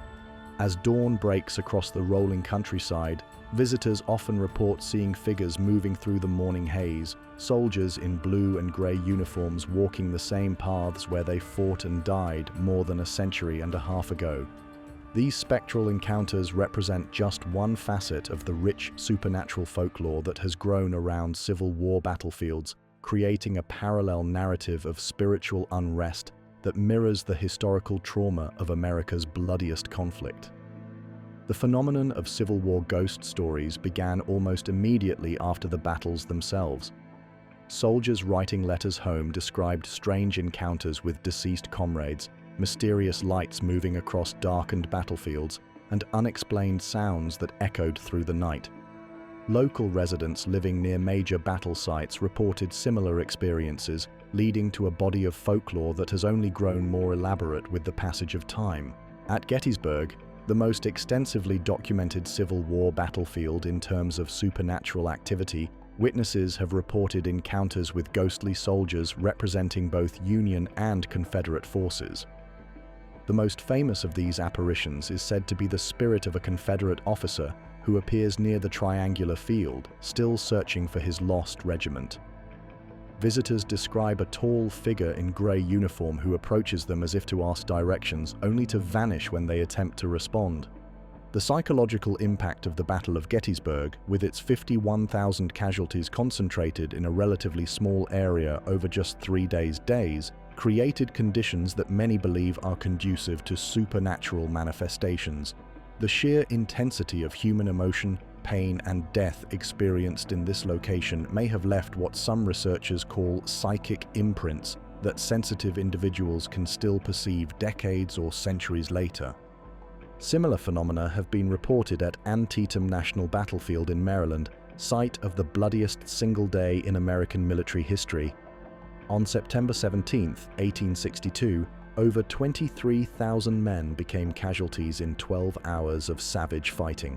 Park rangers and visitors have consistently reported strange occurrences, particularly in the area around Burnside Bridge, where hundreds of Union soldiers died attempting to cross Antietam Creek under heavy Confederate fire. The most commonly reported supernatural event at Antietam involves the sound of phantom drumming that echoes across the battlefield in the early morning hours. Multiple witnesses have described hearing the steady rhythm of military drums, sometimes accompanied by the faint sound of marching feet, even when no living persons are present. These auditory phenomena typically occur around dawn, the same time when many of the historical attacks began during the actual battle. Mary Bedinger Mitchell, whose family lived near the Antietam battlefield, wrote extensively about supernatural encounters in the years following the battle. Her accounts, published in local newspapers during the 1870s and 80s, described numerous instances of ghostly soldiers appearing to residents and travelers in the area. Mitchell's writings provide some of the earliest systematic documentation of Civil War ghost stories, establishing patterns that would be repeated at other battlefield sites. The phenomenon of battlefield apparitions was not limited to major engagements like Gettysburg and Antietam. Smaller battlefields throughout Virginia, Tennessee, Georgia, and other states that witnessed Civil War fighting have generated their own collections of ghost stories and supernatural folklore. Many of these accounts share common elements: soldiers appearing in period uniforms, unexplained lights moving across fields at night, and sounds of battle that seem to replay historical events. Chickamauga and Chattanooga National Military Park in Georgia has produced particularly vivid supernatural accounts, possibly due to the confused and chaotic nature of the fighting that took place there in September of 1863.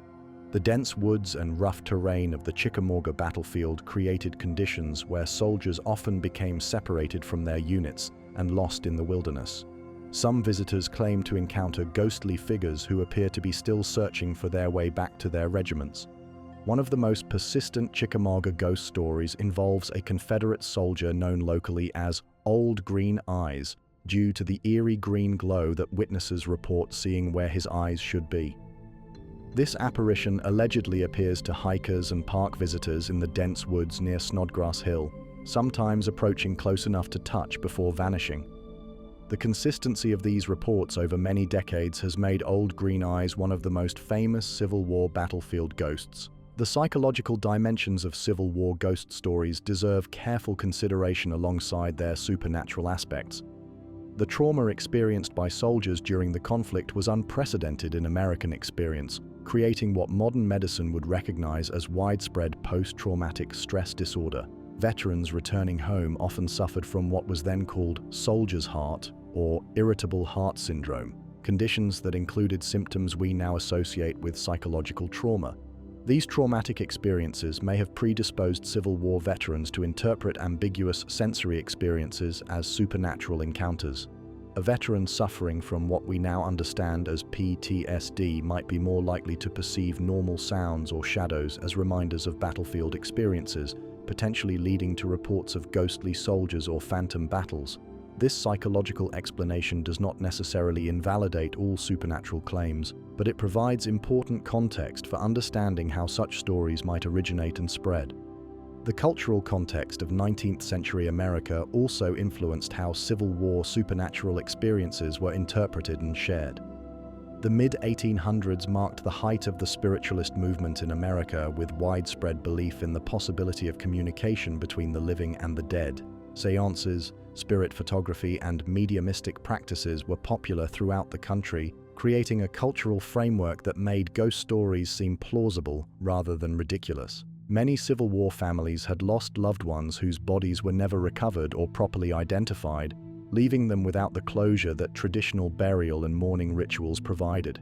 In this context, reports of ghostly encounters with deceased soldiers might have provided comfort to grieving relatives who hoped their lost family members were still present in some form. The idea that fallen soldiers continued to walk the battlefields where they died offered a form of immortality that helped ease the pain of loss. The preservation of Civil War battlefields as national parks and historic sites has created unique conditions for the continuation and evolution of supernatural folklore.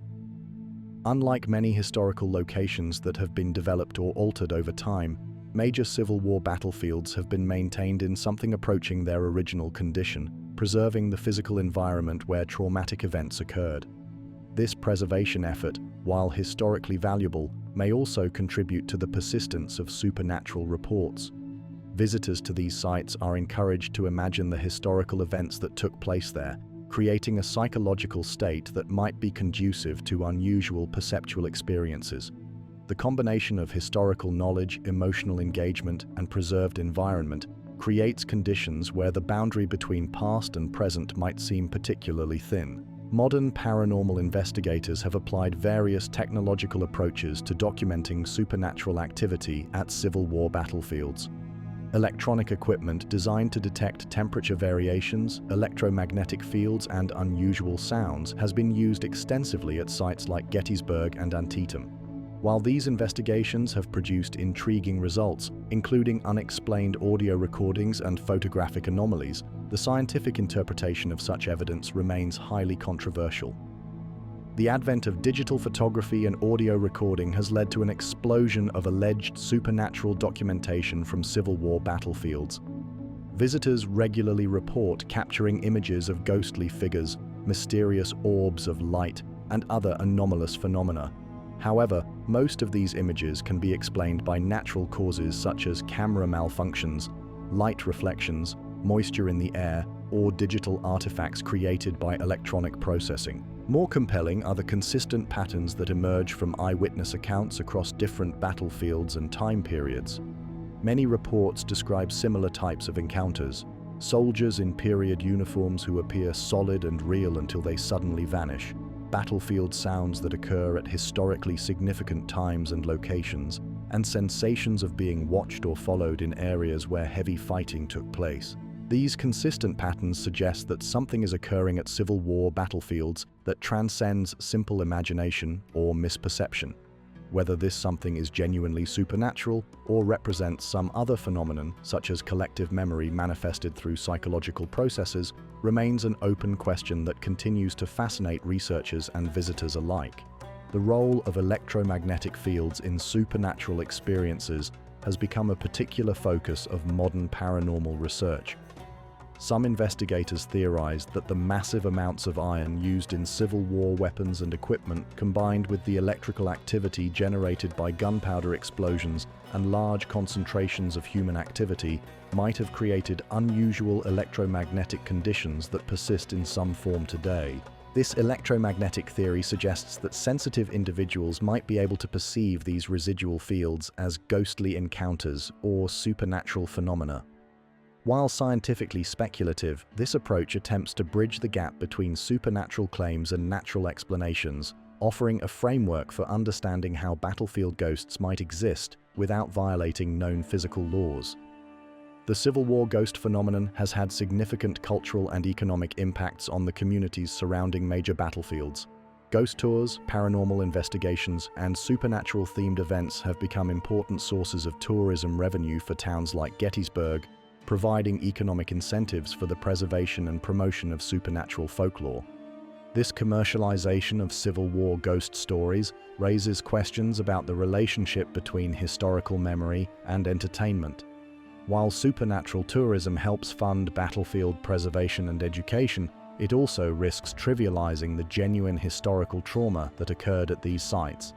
The challenge lies in respecting both the historical significance of Civil War battlefields and the legitimate human fascination with unexplained phenomena, whether understood as supernatural encounters, psychological manifestations, or cultural expressions of historical memory. Civil War ghost stories serve important functions in how Americans process and remember their most traumatic national experience. These tales provide a framework for connecting emotionally with the past, making abstract historical events feel immediate and personal. In the quiet moments between organized tours and educational programs, when morning mist rises over preserved battlefields or evening shadows stretch across historic fields, the boundary between past and present can indeed seem remarkably thin. Whether the figures that some visitors claim to see in those liminal moments are actual spirits, psychological projections, or something else entirely may be less important than their function in keeping alive the memory of those who fought and died in America's defining conflict. In the grand chess game of Civil War strategy, some of the most puzzling moves were made by the conflict's most celebrated commanders. These decisions, which seemed logical at the time or were explained by their makers in confident terms, continue to baffle military historians who struggle to understand the reasoning behind choices that often led to catastrophic consequences. The mysteries of Civil War strategy extend beyond simple tactical mistakes to encompass fundamental questions about leadership, intelligence, and the complex calculations that determine the fate of nations. Perhaps no single strategic decision has generated more debate than Robert E. Lee's choice to invade Pennsylvania in the summer of 1863. Culminating in the Battle of Gettysburg. Lee's Army of Northern Virginia had just won a stunning victory at Chancellorsville in May, defeating a Union force twice its size and cementing Lee's reputation as the Confederacy's most brilliant general. Yet rather than consolidating this success or moving to defend Confederate territory, Lee chose to launch his second invasion of the North. The official explanation for Lee's Pennsylvania campaign focused on relieving pressure on war-torn Virginia, gaining international recognition for the Confederacy, and potentially influencing Northern public opinion to turn against the war. These strategic objectives seemed reasonable on paper, but the execution of the campaign revealed fundamental flaws in planning and intelligence that raise questions about whether Lee fully understood the risks he was taking. The most puzzling aspect of Lee's Gettysburg campaign was his decision to fight a major battle on unfavorable terrain against a numerically superior enemy. Lee's army had been scattered across Pennsylvania in search of supplies when Union forces unexpectedly concentrated at Gettysburg. Rather than withdrawing to more favorable ground or seeking to defeat the Union Army piecemeal, Lee chose to launch frontal assaults against well-positioned Federal troops occupying the high ground. This decision contradicted Lee's usual tactical preferences for maneuver and defensive positioning. Throughout the war, Lee's greatest successes had come from forcing Union armies to attack Confederate positions or catching Federal forces in vulnerable situations. At Gettysburg, he abandoned these proven methods in favor of costly direct attacks that played to Union strengths rather than Confederate advantages. James Longstreet, Lee's senior corps commander, argued strenuously against the frontal assault strategy at Gettysburg, proposing instead a flanking movement that would force the Union Army to attack Confederate positions. Longstreet's memoirs, published decades after the war, reveal the depth of disagreement within Confederate command about the proper tactical approach. The question remains whether Lee's decision reflected careful strategic calculation or represented an uncharacteristic lapse in judgment under pressure. Some historians have suggested that Lee's aggressive tactics at Gettysburg were influenced by his recent success at Chancellorsville, where bold attacks had overcome seemingly impossible odds. This psychological explanation proposes that Lee became overconfident in his army's ability to achieve victory regardless of circumstances, leading him to take risks that a more cautious assessment would have rejected. Another theory focuses on Lee's health during the Pennsylvania campaign. Evidence suggests that Lee was suffering from what may have been heart disease during the summer of 1863, potentially affecting his decision-making capacity. The stress of commanding an army deep in enemy territory combined with physical illness might have impaired the judgment that had previously made Lee such a formidable opponent. The mystery deepens when examining Lee's own post-war explanations for his Gettysburg strategy. In conversations with visitors and in limited written accounts, Lee offered various justifications for his tactical choices, but these explanations often seemed incomplete or inconsistent with his usual strategic thinking. The great general appeared reluctant to fully explain his reasoning, suggesting that factors beyond simple military calculation may have influenced his decisions. An equally perplexing strategic mystery involves the infamous Lost Order incident before the Battle of Antietam in September of 1862. Confederate Special Order 191, which detailed Lee's plan to divide his army and capture Harper's Ferry, was somehow lost by Confederate couriers and found by Union soldiers. This intelligence windfall gave Union General George McClellan unprecedented insight into Confederate movements and intentions. The circumstances surrounding the loss of Special Order 191 remain shrouded in mystery. Confederate records provide no clear explanation for how such a sensitive document came to be misplaced, and Union accounts of its discovery contain inconsistencies that have fueled speculation about espionage rather than accident. Some researchers have suggested that the order may have been deliberately leaked by Confederate agents working for the Union, though no conclusive evidence supports this theory. What makes the Lost Order incident particularly puzzling is McClellan's subsequent handling of this intelligence advantage. Despite knowing Lee's exact plans and troop dispositions, McClellan moved with characteristic caution, allowing Lee time to recognize the security breach and adjust his strategy accordingly. The Union general's failure to fully exploit this intelligence bonanza represents one of the war's greatest missed opportunities and raises questions about McClellan's competence or commitment to aggressive action. The debate over whether Confederate defeat was inevitable has raged among historians since the war's end, with compelling arguments on multiple sides. Those who view Confederate defeat as predetermined point to the Union's overwhelming advantages in population, industrial capacity, and resources. From this perspective, the Confederacy's only hope lay in achieving quick victory before Union advantages could be fully mobilized, and once this window closed, defeat became mathematically certain. However, this determinist interpretation fails to account for the numerous occasions when Confederate forces came tantalizingly close to decisive victories that might have changed the war's trajectory. Lee's invasion of Maryland in 1862, the Confederate victory at Chancellorsville, and the near breakthrough at Gettysburg all represented moments when different tactical decisions might have produced dramatically different outcomes. The role of foreign intervention in Confederate strategic planning remains another area of scholarly debate and mystery. Confederate leaders consistently hoped that European powers, particularly Britain and France, would recognize Southern independence and provide military assistance. This hope influenced Confederate strategy throughout the war, leading to decisions that prioritized diplomatic considerations over purely military logic. The extent to which Confederate strategy was shaped by the pursuit of foreign recognition may never be fully understood due to the secretive nature of diplomatic communications and the destruction of many Confederate records. However, surviving evidence suggests that the possibility of European intervention played a larger role in Confederate planning than is often acknowledged, potentially explaining some otherwise puzzling strategic choices. Jefferson Davis's role as Confederate Commander-in-Chief presents another strategic mystery that continues to puzzle historians. Davis, a West Point graduate and Mexican War veteran, insisted on maintaining detailed control over military operations throughout the Confederacy. This centralized approach often put him in conflict with field commanders who believed they understood local conditions better than distant political authorities. The tension between Davis and his generals, particularly Joseph E. Johnston, created ongoing strategic confusion that may have hampered Confederate effectiveness. Johnston's repeated withdrawals in the face of Union advances frustrated Davis, who preferred more aggressive strategies even when such tactics seemed tactically inadvisable. The question of whether different command relationships might have improved Confederate performance remains hotly debated. Union strategic decision-making presents its own share of mysteries, particularly regarding the timeline for adopting the comprehensive strategy that eventually won the war. The Anaconda Plan, proposed early in the conflict by General Winfield Scott, outlined a strategy of blockade and pressure that closely resembled the approach that ultimately proved successful. Yet, Union leadership initially rejected this strategy in favor of more direct approaches aimed at capturing the Confederate capital.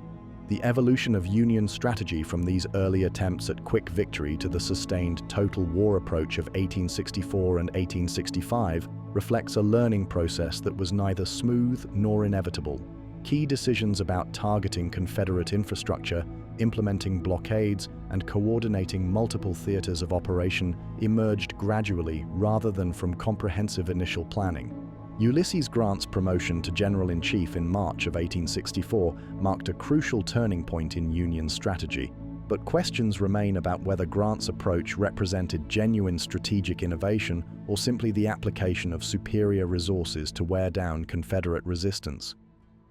Grant's willingness to accept heavy casualties in pursuit of strategic objectives contrasted sharply with his predecessor's more cautious approaches, but critics argue that this reflected brutal necessity rather than military genius. The coordination between Union military operations and political objectives also presents strategic puzzles that historians continue to debate. Abraham Lincoln's involvement in military planning went far beyond the typical role of civilian leadership, reflecting both his personal interest in strategy and the political dimensions of military decision-making during a civil war. Lincoln's strategic insights, such as his early recognition that Confederate armies rather than territory should be the primary Union objective, demonstrated remarkable understanding of military principles for a civilian leader. However, his interventions in operational planning sometimes created confusion and conflict with military commanders who resented political interference in professional matters. The question of whether alternative Confederate strategies might have achieved Southern independence remains one of the most intriguing counterfactuals in American military history. Some historians argue that a purely defensive strategy focused on making conquest too costly for the Union to sustain might have succeeded where Lee's more aggressive approach failed. Others contend that Confederate advantages were too limited and temporary to support any strategy for long-term success. These strategic debates reflect broader questions about the nature of leadership, decision-making under extreme pressure, and the role of contingency in historical outcomes. The Civil War's strategic mysteries remind us that even the most thoroughly studied military conflicts contain elements of uncertainty and complexity that resist simple explanation. In examining these unanswered questions of Civil War strategy, we encounter the fundamental challenge of understanding decisions made under conditions of incomplete information, enormous pressure, and life-or-death consequences. The generals and political leaders who shaped the conflict's course were operating in a fog of war that obscured both immediate tactical situations and long-term strategic implications. The enduring fascination with Civil War strategic mysteries reflects our continued struggle to understand how crucial decisions are made during national crises. These historical puzzles serve as case studies in leadership, judgment, and the complex interplay between planning and circumstance that determines the fate of nations. Whether we can ever fully understand the reasoning behind the war's most consequential strategic choices remains an open question, ensuring that these mysteries will continue to engage new generations of students and scholars. The morning sun rises slowly over the preserved battlefields of America, casting long shadows across fields where brother fought brother in the nation's defining struggle. More than a century and a half has passed since the last shots were fired in the Civil War. Yet mysteries from that distant conflict continue to whisper their secrets through the changing seasons. From the political machinations that may have prevented war to the supernatural encounters that visitors still report today, these enduring puzzles remind us that even our most thoroughly documented historical events retain depths that resist complete understanding. We began this journey through Civil War mysteries by examining whether the conflict itself was truly inevitable, exploring the secret diplomatic efforts and behind-the-scenes negotiations that might have preserved peace. The winter of 1860 to 1861 revealed a nation balanced on the edge of catastrophe, where individual decisions and chance encounters could have altered the course of history. The failure of compromise efforts like the Crittenden Proposal and the Virginia Peace Convention demonstrates how narrow the margin between union and disunion truly was. Those missed opportunities for peace cast their shadow over everything that followed. The war that erupted in April of 1861 brought 4 years of unprecedented bloodshed and transformation, but it also created conditions where extraordinary events could occur and remarkable secrets could be born. The chaos of conflict, the breakdown of normal social structures, and the extreme circumstances faced by millions of Americans created a fertile ground for mysteries that continue to captivate us today.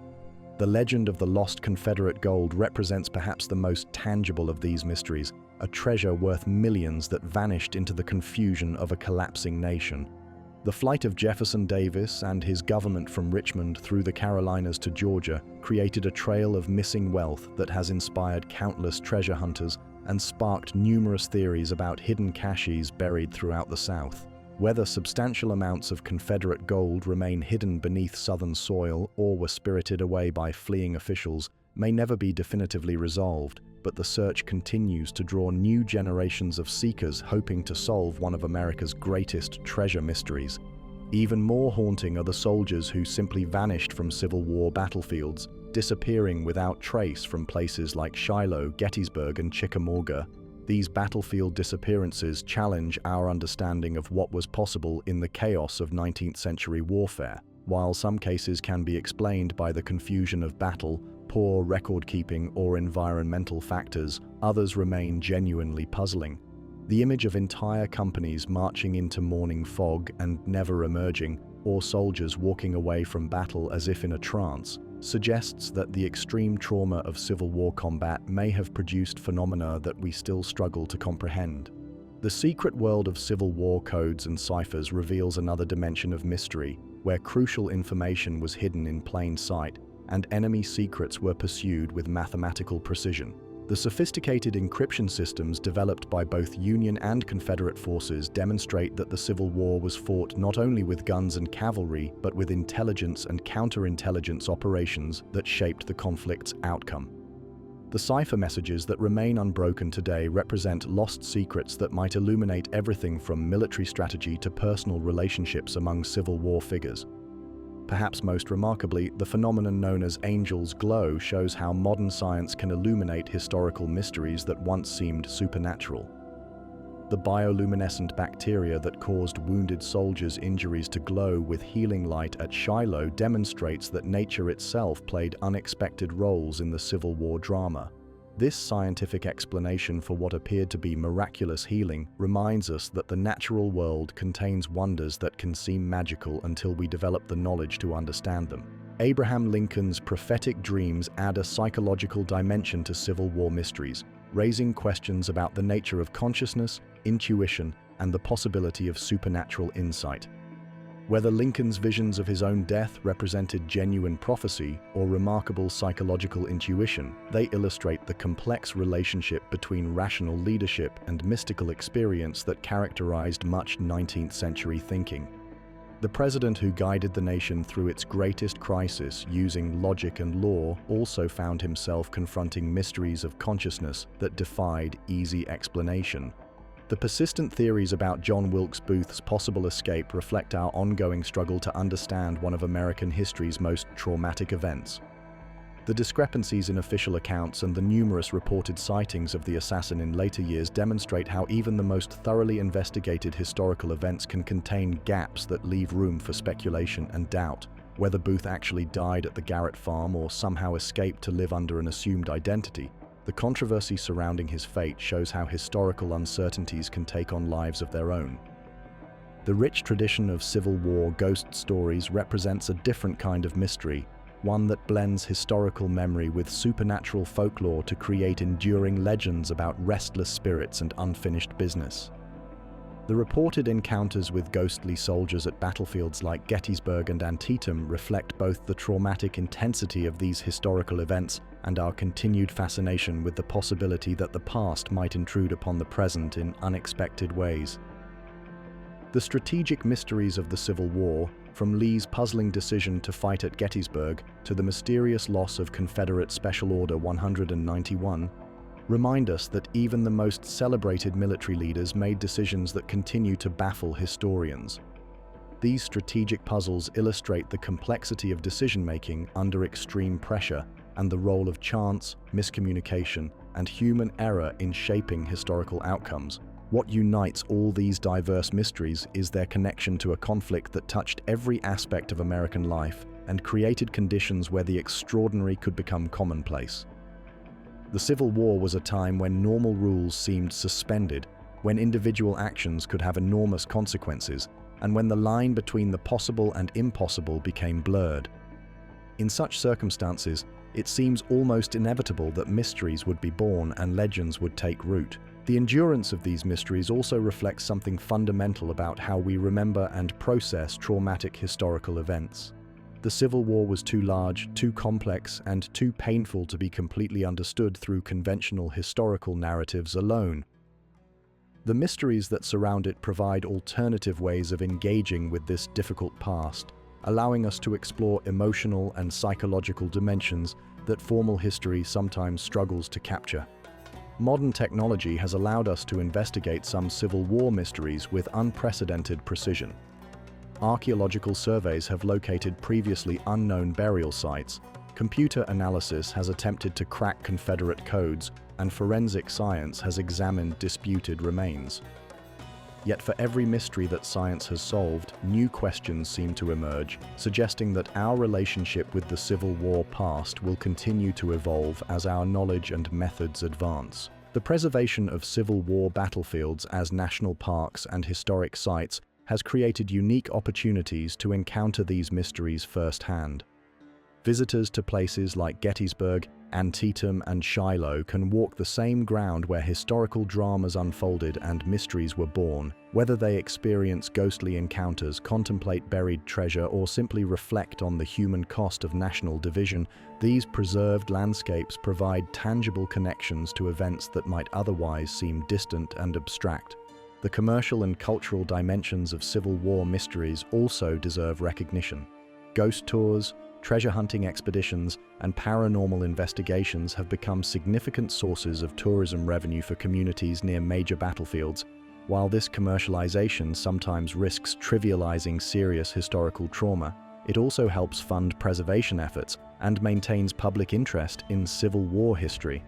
educational institutions continue to grapple with how to present Civil War mysteries in ways that respect both historical accuracy and legitimate human curiosity about unexplained phenomena. The challenge lies in acknowledging uncertainty and mystery while maintaining scholarly standards and avoiding sensationalism that might distort public understanding of the conflict's true significance. The psychological appeal of Civil War mysteries reflects broader human needs for wonder, uncertainty, and the possibility that reality contains dimensions beyond our current understanding. In an age of increasing scientific knowledge and technological capability, these historical puzzles provide spaces where imagination and speculation can flourish alongside factual investigation. Perhaps most importantly, Civil War mysteries serve as reminders of the human cost of national division and the long-lasting effects of traumatic historical events. The soldiers who disappeared on battlefields, the treasure that vanished into chaos, the codes that carried crucial secrets, and the dreams that foretold tragedy all represent individual human experiences that were shaped by forces beyond any person's control. As we stand today in the peaceful fields where these mysteries were born, we can reflect on how much the nation has changed since that terrible conflict ended in 1865.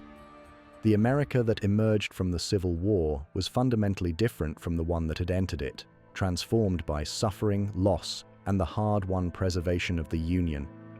Yet the mysteries that emerged from that transformation continue to connect us to the past in ways that transcend simple historical knowledge. The shadows that fall across preserved battlefields each evening serve as metaphors for the enduring mysteries that surround America's Civil War. Some secrets may yet be revealed through continued research and investigation, while others may remain forever hidden beneath the soil of history. Whether we ever solve these puzzles completely matters less than our willingness to engage with them thoughtfully and respectfully, recognizing that they represent real human experiences from a time when the nation's very survival hung in the balance. In the end, the mysteries of the American Civil War remind us that history is not a closed book, but an ongoing conversation between past and present. Each generation brings new questions, new methods, and new perspectives to bear on these enduring puzzles. As long as Americans continue to grapple with questions of unity and division, freedom and oppression, sacrifice and redemption, the mysteries of the Civil War will retain their power to fascinate, educate, and inspire. They are, quite literally, the shadows of a nation divided, cast across time by events too profound and traumatic to be fully illuminated by the light of conventional historical understanding.